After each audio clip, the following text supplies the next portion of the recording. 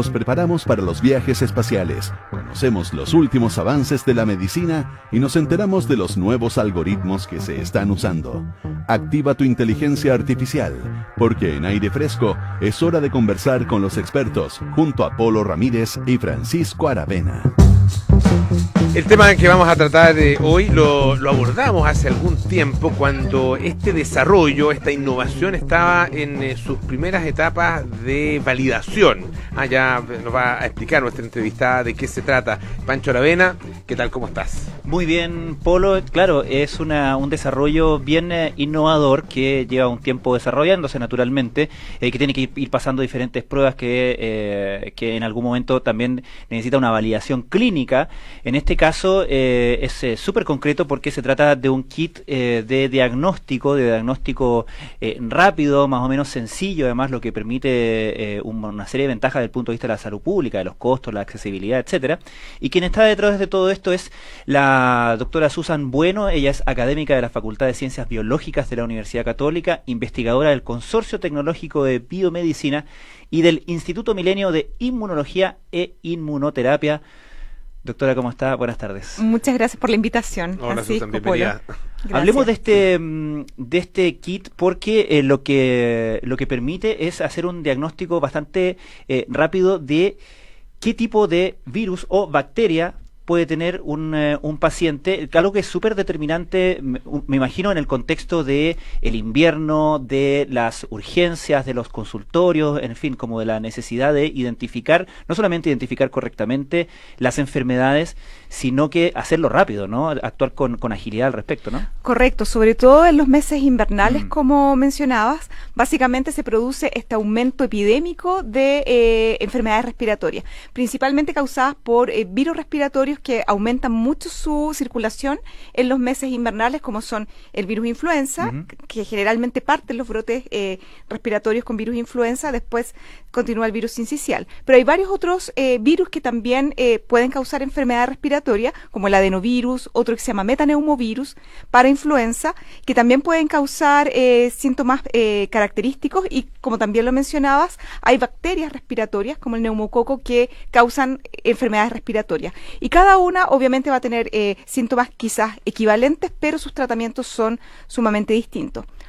Nosotros estamos ahora avanzando en validación clínica, es decir, en muestras de pacientes, no solamente en la Universidad Católica, sino que en varios centros hospitalarios de nuestro país, para determinar que una de nuestras tecnologías, digamos, que es la identificación rápida de 5 virus respiratorios, los más prevalentes del invierno, junto con una molécula que nos permite predecir cuál es la severidad de la persona que está siendo infectada, para poder identificar a aquellos pacientes que están desarrollando una inflamación más grave en las vías aéreas. Eso nosotros actualmente lo estamos validando en muestras clínicas en varios centros hospitalarios, pero de la misma forma estamos en desarrollo también en un método que además nos permita discriminar si la infección es bacteriana. ¿Y por qué es tan importante? Porque las bacterias se tratan con antibióticos y los virus no se pueden tratar con antibióticos. Y si equivocadamente utilizamos antibióticos para tratar virus, lo que ocurre es que de partida no estamos ayudando a recuperarnos de la enfermedad. Por otra parte, estamos eliminando nuestras bacterias beneficiosas, que son parte de la microflora normal, y por otra parte podemos aumentar la probabilidad de que se generen bacterias que son resistentes a los antibióticos. Que es un problema que entiendo es una preocupación mundial, de hecho de la Organización Mundial de la Salud, la resistencia a los antibióticos, porque todas estas patologías y el tratarlo bien o tratarlo mal tiene un efecto en el colectivo, ¿no? Por eso es tan importante hacerlo bien. Por supuesto, de hecho, la capacidad que tienen las bacterias de transmitirse los genes de resistencia, es decir, los determinantes que las hacen resistentes a los antibióticos, se los pueden transmitir de una manera sumamente rápida. Entonces, cuando aparece una resistencia a un antibiótico, esta no solamente queda en la bacteria que la generó, sino que la transmite a todos sus compañeros. Entonces, rápidamente se disemina la resistencia a antibióticos. Y otro aspecto que no es menor, que también ahora se le está dando mucha importancia, de que nuestro organismo está cubierto de microorganismos que son beneficiosos, que también son susceptibles a los antibióticos. Claro. Y cuando nosotros reducimos esa cantidad por el uso excesivo o inapropiado de antibióticos, también estamos afectando nuestra probabilidad de ser colonizados por microorganismos que sí nos van a causar enfermedad. ¿Cómo fue el desarrollo de esta innovación? Desde desde el principio, digamos, desde el punto de vista incluso de la constitución institucional de este consorcio tecnológico en biomedicina. Sí, y justamente gracias al financiamiento y a esta asociación que se formó entre la Universidad Católica, la empresa privada Abbott, fondos gubernamentales que formaron este consorcio tecnológico en biomedicina, tomaron investigación que estaba en la universidad, básicamente a nivel de investigación básica, para convertirlas en soluciones que pudiesen ayudar a la salud pública. Y en este caso, básicamente, los diagnósticos respiratorios están presentes, pero en recintos hospitalarios, en clínicas, y muchos de ellos son muy buenos y son rápidos, pero son excesivamente caros que ni siquiera los puede cubrir la ISAPRE o FONASA. Entonces nosotros observábamos un gran problema de salud, que eran estos brotes epidémicos de virus respiratorios, en los cuales se saturan los servicios de salud, las urgencias, los hospitales, y que hay falta de camas, y que a nivel de atención primaria o previo a que lleguemos a la parte de urgencia y hospitalario, no existían métodos de diagnóstico salvo la evaluación clínica, que es muy valiosa, pero que junto con un diagnóstico permitiría hacer un manejo clínico mucho más eficiente. Es decir, tienen que esperar el turno que los atienda el doctor, y que el doctor además no se equivoque, porque también es susceptible de error. No, por supuesto, y de hecho contar con un diagnóstico también, y justamente claro, uno de los aspectos que nosotros incluimos en el diagnóstico, y que también fue parte, digamos, de la necesidad que había en el colectivo médico, de no solamente saber el patógeno que está causando la enfermedad, sino que identificar de los que están infectados cuáles son los que están más graves. Entonces nosotros hicimos una búsqueda de algún elemento que se produjera en la secreción respiratoria, además de la presencia del virus, que nos permitiera identificar aquellos que estaban realmente generando una inflamación mucho más severa. Y eso nosotros lo incluimos también en nuestro método de diagnóstico. Y es lo que estamos validando justamente para permitir determinar a los infectados y también identificar a los más graves y que realmente necesitan oxígeno u otro tipo de tratamiento. ¿Y qué es lo que se usa específicamente de las secreciones para poder establecer este diagnóstico? Principalmente de las secreciones respiratorias nosotros nos enfocamos en identificar proteínas, que son elementos que están presentes, digamos, en todos los organismos, ya sean nuestras propias células y las células microbianas y los virus. Entonces nosotros generamos unas moléculas inmunológicas que se llaman anticuerpos, que detectan específicamente proteínas o de los virus o de las bacterias o nuestras propias proteínas producidas en respuesta al virus, que en personas que están con niveles altos de inflamación se pueden detectar y podemos saber cuán severa es el daño que se está produciendo.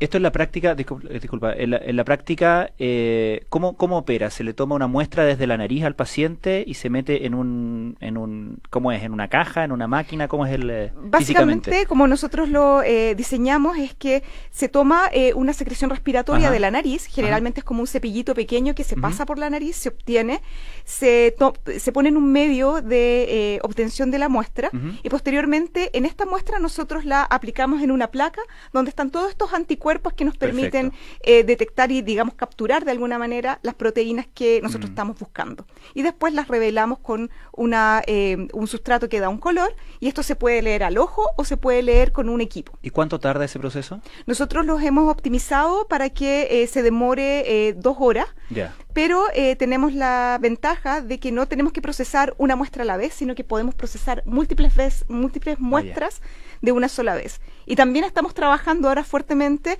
en poder poner esto en un formato tipo test de embarazo, que ahora ni siquiera sea necesario esperar 2 horas. O sea, tú pones la muestra, esperas 15 minutos y tienes un diagnóstico, digamos, preliminar que te dice, bueno, virus, bacteria, inflamación o no, y ya se puede hacer un examen quizás, si es necesario, más exhaustivo, con mucho más detalle, pero por lo menos ya tendríamos una posibilidad de hacer un screening inicial.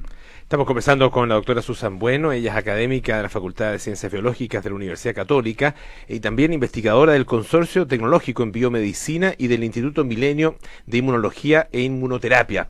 Te quería preguntar, para poder entender qué es lo que significa este desarrollo desde el punto de vista de la innovación en Chile. Y de la innovación aplicada a la medicina. ¿Existen otros desarrollos similares en nuestro país? ¿Esto es absolutamente único? ¿Qué características tiene para ponerlo en ese contexto? Por supuesto. De partida, como mencioné inicialmente, en clínicas y en hospitales, ya digamos en la atención mucho más especializada, cuando estamos hablando de pacientes que tienen que ser hospitalizados y que se le hace a un grupo de los pacientes a los cuales se les solicita este examen, existen tecnologías que permiten detectar virus respiratorios, pero por una parte está restringido solamente a un cierto porcentaje de la población y básicamente son todos métodos de diagnóstico que traemos del extranjero. Nosotros desarrollamos este método de diagnóstico con cepas de microorganismos que circulan en nuestro país, o sea, nuestros virus respiratorios, sincicial, metaneumovirus, y por lo tanto esto nos hace que podamos detectar cepas que circulan en nuestro país que en los otros métodos que son importados del extranjero pueden no detectarlo y dar lo que se denomina los falsos negativos. Eso es por una parte importante, y la otra que nosotros los hemos diseñado para hacerlo en un formato sencillo. Y eso significa que no solamente vamos a estar restringidos a laboratorios clínicos de hospitales o de clínicas privadas, sino que vamos a tener la posibilidad de poder implementarlo en servicios en donde no hay laboratorios especializados, sino que son recintos simples en donde vamos a hacer digamos un screening inicial a pacientes que actualmente no se diagnostican definitivamente, solamente reciben el diagnóstico clínico. Ahora, esto es súper interesante porque hay, en términos, por ejemplo, de inmunología, hay un gran valor en el conocimiento universal, ¿cierto? Tanto en técnicas, procedimientos, etcétera. También hay un gran valor de, por ejemplo, cuando se trata la vacuna contra la influenza, que uno conoce primero al enemigo, ¿cierto?, en el hemisferio norte, y según eso se prepara aquí en el hemisferio sur, ¿cierto? O sea, exacto, ahí compartir conocimiento es clave. Pero tú apuntabas a un aspecto donde lo local es también muy clave, en el fondo. Es actuar con los patógenos locales y confeccionar y desarrollar avances para nuestro problema local de salud pública. En ese sentido, ¿qué tan de vuelta exportable es un desarrollo como el de ustedes? Es totalmente exportable, porque una de las cosas que nosotros nos centramos es que, además de hacerlo con microorganismos y probar que funcionara con microorganismos que estuvieran en nuestro país y que lo hayamos aislado en nuestro país, también nos centramos en generar estos anticuerpos contra proteínas que se denominan conservadas. Es decir, que cuando tú comparas en microorganismos que están en diferentes localidades, estas proteínas no cambian sustantivamente. En el caso, por ejemplo, de la influenza, hay proteínas que están como en la superficie del virus, que tienen una facilidad muy grande para cambiar, mientras que otras que están dentro de la partícula viral son mucho más conservadas. Entonces nosotros tomamos esos dos aspectos, que fueran conservadas, pero que también las pudiésemos detectar en nuestros microorganismos. Ahora, te quería preguntarte un poco cómo se va de aquí en adelante, digamos, esto, cuál es, una vez que esto ya esté listo completamente, esté presente en los distintos centros de atención de salud, y cuál es el resultado esperable en términos de evolución de las propias enfermedades o de la prevalencia, digamos, de estas distintas enfermedades respiratorias. O sea, básicamente en términos de la prevalencia, uno de los aspectos que puede ayudar a reducir fuertemente la prevalencia y en términos de prevención, por supuesto, son las vacunas. Y de estos 5 virus respiratorios, actualmente hay una vacuna que es la que se tiene que se utiliza en nuestro país, bueno, y en muchos países, y que si alcanza un nivel de vacunación importante, permitiría reducir la prevalencia. Pero también hay aspectos de prevención que permite también reducir la prevalencia, y sobre todo con virus tan importantes como el virus respiratorio sincicial, que es un virus que afecta principalmente, o que le causa las enfermedades más graves, a niños menores de 1 año. Yo, conociendo que un miembro de la familia está infectado con virus respiratorio sincicial, quizás soy yo un adulto o es un niño mayor de 8 años, etcétera, que quizás no va a ser una enfermedad tan grave, pero sí vamos a estar atentos a que este niño tiene que tener cuidado con los niños pequeños, los más pequeños, en términos de higiene, en términos de cuidados de manipulación, o de, por ejemplo, llegar del colegio y cambiarse la ropa, lavarse las manos, la manipulación o el cuidado que tenemos que tener con los niños menores de 1 año y con los adultos mayores. Y eso puede modificarse de una manera importante si es que tenemos la información precisa de cuál es el virus, digamos, con el que ha producido la enfermedad. Exactamente, y si hay o no presencia de virus, porque lo mismo que estábamos hablando hace un minuto, si sabemos que tenemos síntomas que no lo está causando un virus y lo está causando una bacteria, por ejemplo, podemos dar un tratamiento con antibióticos tempranamente. Si no es una bacteria y es un virus, podemos quizás no tener tratamientos, pero sí medidas preventivas para evitar que se disemine la enfermedad a otros miembros más susceptibles de la familia. Doctora, sabemos que existen asociados a los virus que más nos preocupan, ¿no? Que son invernales, respiratorios, que afectan principalmente a los niños y adultos mayores en términos de la gravedad potencial que tienen. Sabemos que tienen, incluso dentro del invierno, su propia estacionalidad. Quería preguntarle, ¿cuál es esa estacionalidad? Porque uno no se la sabe como de memoria en el fondo, y si ha habido cambios, se ha estudiado si ha habido cambios respecto de lo cambiante que están las temperaturas, que está el clima, etcétera. Si ha habido como en ese sentido un correlato sanitario o de enfermedades a lo que estamos viendo en términos climáticos, que sí tienen una influencia directa en cómo se comportan los virus, ¿verdad? Exactamente. De hecho, como hablábamos anteriormente, los virus respiratorios aparecen en nuestro país, aparecen y en otros países con estacionalidad como la nuestra, en el invierno. Y justamente también se agravan por dos aspectos importantes que pasan en nuestro país y justamente algunos cambios que también se están notando últimamente, que hay temperaturas muy bajas, cambios de temperatura muy, no sé si extremos, pero sí muy marcados, en los cuales estos cambios bruscos de temperatura pueden aumentar la susceptibilidad de todos nosotros a virus respiratorios, porque se afectan nuestras vías respiratorias, aumento de contaminación ambiental también, porque esto de alguna manera también afecta las defensas que tenemos en nuestras vías respiratorias. Y en el caso de lo que hemos visto en años anteriores, generalmente las epidemias de virus respiratorios parten muy fuerte cerca de mayo, junio con influenza. Posteriormente hay un pic de influenza baja y continúa virus respiratorio sincicial. Pero son impredecibles porque en algunos años ha ocurrido que estos brotes se adelantan o definitivamente, como pasó en el año 2009 con la influenza porcina, la porcina del H1N1, que finalmente todo el periodo invernal fue esta cepa de virus influenza. ¿Y en qué momento estamos ahora? Ahora estamos en el momento que se redujo la circulación de virus influenza y estamos en el pic de virus respiratorio sincicial, que debería estar reduciéndose aproximadamente en septiembre, cuando ya empieza a aumentar la temperatura ambiental. Estamos conversando con Susan Bueno, que es académica de la Facultad de Ciencias Biológicas de la Universidad Católica, investigadora del Consorcio Tecnológico en Biomedicina y también del Instituto Milenio de Inmunología e Inmunoterapia. No hemos hablado de este Instituto Milenio. ¿En qué estás trabajando específicamente en el Instituto Milenio? Porque este otro desarrollo del que hemos estado hablando tiene que ver más bien con el consorcio, ¿no es cierto? Exactamente. Y también ha sido apoyado esta investigación por el Instituto Milenio en Inmunología e Inmunoterapia y que aborda un aspecto más amplio de la investigación básica que estoy realizando en mi laboratorio, que justamente tiene que ver en parte con las enfermedades respiratorias y la susceptibilidad que tienen los individuos, nosotros como humanos o pacientes, a tener una enfermedad más o menos severa.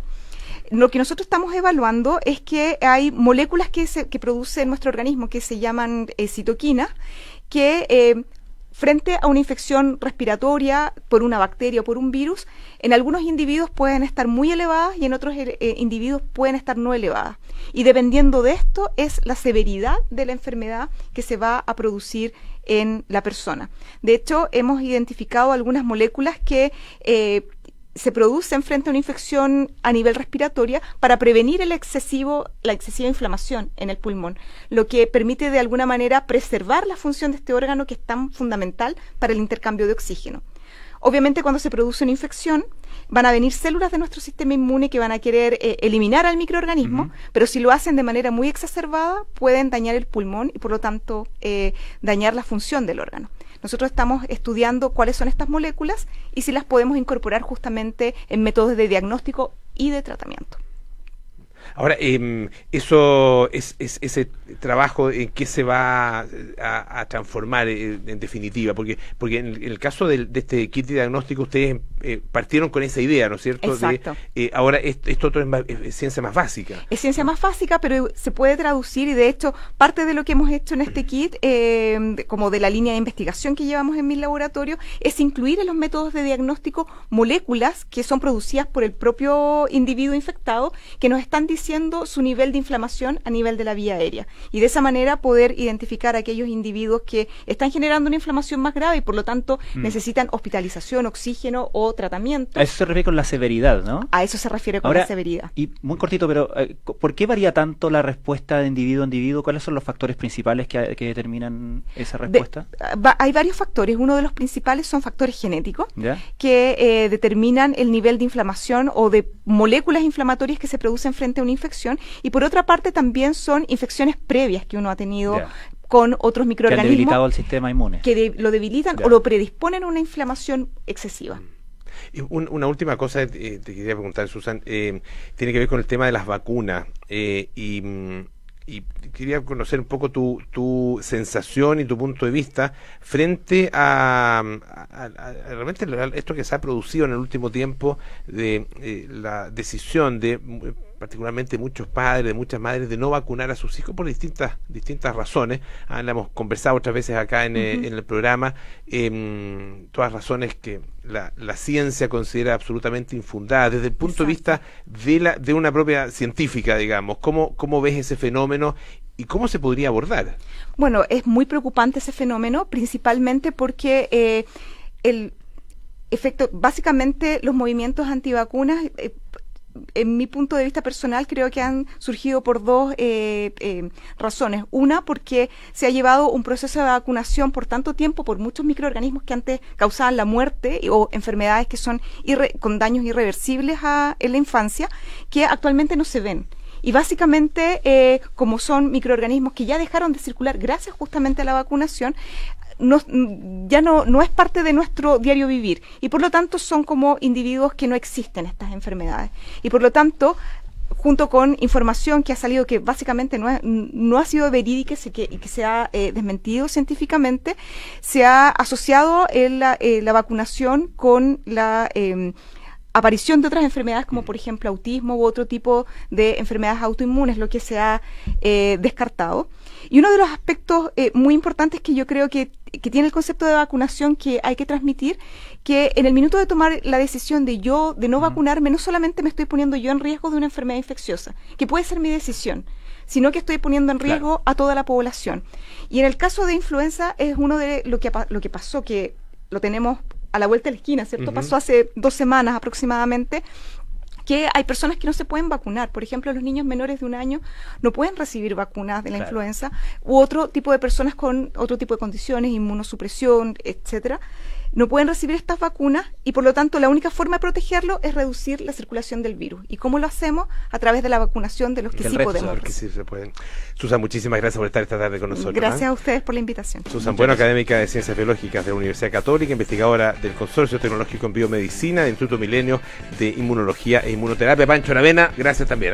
Un gusto, Polo, hasta el próximo martes. Una oficina sin papel es un buen negocio con Dima Coffee. Lleva a tu empresa a la era digital. Dima Coffee, Welcome Future. Y este jueves 25 de julio, oye, no se pueden perder la edición aniversario, el especial aniversario 69 años de la tercera, una edición dedicada a la vida digital. Descubre cómo la conexión total lo cambia todo. Nosotros nos juntamos mañana aquí en Aire Fresco. Viene Cartas Notables, Nada Personal, Sintonía Crónica, Terapia Chilense, y Sintonía Crónica. Hasta mañana, chao.